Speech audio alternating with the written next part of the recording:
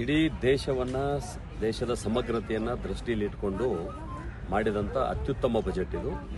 ಮೊದಲನೇದಾಗಿ ರೈತರಿಗೆ ಕಿಸಾನ್ ಕ್ರೆಡಿಟ್ ಕಾರ್ಡ್ಗಳಿಗೆ ಸುಮಾರು 3 ಲಕ್ಷ ರೂಪಾಯಿ ಇದ್ದಂಥ ಮಿತಿಯನ್ನು 5 ಲಕ್ಷ ರೂಪಾಯಿಗಳಿಗೆ ಹೆಚ್ಚು ಮಾಡಿರುವಂಥದ್ದು ಮತ್ತು ಯುವಜನತೆಯನ್ನು ಕೃಷಿ ಕ್ಷೇತ್ರಕ್ಕೆ ಆಕರ್ಷಣೆ ಮಾಡುವಂಥ ಹಿನ್ನೆಲೆಯಲ್ಲಿ ಯಾವ ಜಿಲ್ಲೆಯಲ್ಲಿ ಉತ್ಪಾದನೆ ಕಡಿಮೆ ಇದೆ ಆ ಜಿಲ್ಲೆಗಳನ್ನು ಗುರಿಯಾಗಿಟ್ಟುಕೊಂಡು ಸುಮಾರು 100 ಜಿಲ್ಲೆಗಳಿಗೆ ಧನಧಾನ್ ಯೋಜನೆಯನ್ನು ಜಾರಿಗೆ ತರುವಂಥದ್ದು.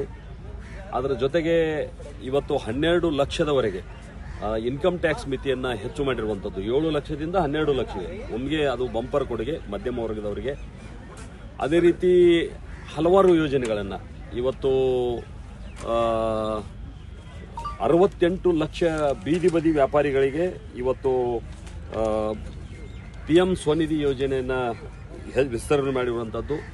ಸೆಕೆಂಡರಿ ಸ್ಕೂಲ್ಗಳಿರ್ತಕ್ಕಂಥ ಪ್ರದೇಶದಲ್ಲಿ ನಮ್ಮ ಬ್ರಾಡ್ಬ್ಯಾಂಡ್ಗಳನ್ನು ವ್ಯವಸ್ಥೆ ಮಾಡಿರುವಂಥದ್ದು ಮತ್ತು ಆರ್ಟಿಫಿಷಿಯಲ್ ಇಂಟೆಲಿಜೆನ್ಸ್ಗಳಿಗೆ ಸುಮಾರು 500 ಕೋಟಿ ರೂಪಾಯಿಗಳನ್ನು ಮೀಸಲಿಡುವ ಮೂಲಕ ಯುವಜನರ ಭವಿಷ್ಯವನ್ನು ಕಟ್ಟಿಕೊಡುವಂಥದ್ದಿರ್ಬೋದು.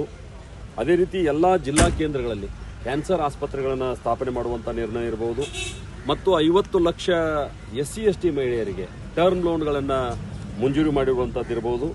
ಒಟ್ಟಿನಲ್ಲಿ ಇದು ಮತ್ತು LED ಟಿವಿಗಳಿರ್ಬೋದು, ಮೊಬೈಲ್ ಇರ್ಬೋದು, ಎಲೆಕ್ಟ್ರಿಕ್ ವಾಹನಗಳಿರ್ಬೋದು, ಚರ್ಮ ಉತ್ಪಾದನೆಗಳಿರ್ಬೋದು ಮತ್ತು ಸ್ವದೇಶಿ ಬಟ್ಟೆಗಳಿರ್ಬೋದು, ಅದನ್ನೆಲ್ಲ ದರ ಇಳಿಕೆ ಮಾಡುವ ಮೂಲಕ 2047 ಏನು ಸ್ವಾತಂತ್ರ್ಯೋತ್ಸವದ ಶತಮಾನೋತ್ಸವ ಆಚರಿಸ್ತೀವಿ ಆ ಹಿನ್ನೆಲೆಯಲ್ಲಿ ಬಡತನವನ್ನು ನಿರ್ಮೂಲನೆ ಮಾಡತಕ್ಕಂಥ ಬಡತನ ರಹಿತ ಭಾರತವನ್ನು ನಿರ್ಮಾಣ ಮಾಡಲಿಕ್ಕೆ ಈ ಬಜೆಟ್ ಅತ್ಯಂತ ಅಡಿಪಾಯವನ್ನು ಹಾಕಿದೆ ಅಂತ ನಾನು ಹೇಳಲಿಕ್ಕೆ ಹೆಮ್ಮೆ ಪಡ್ತೀನಿ.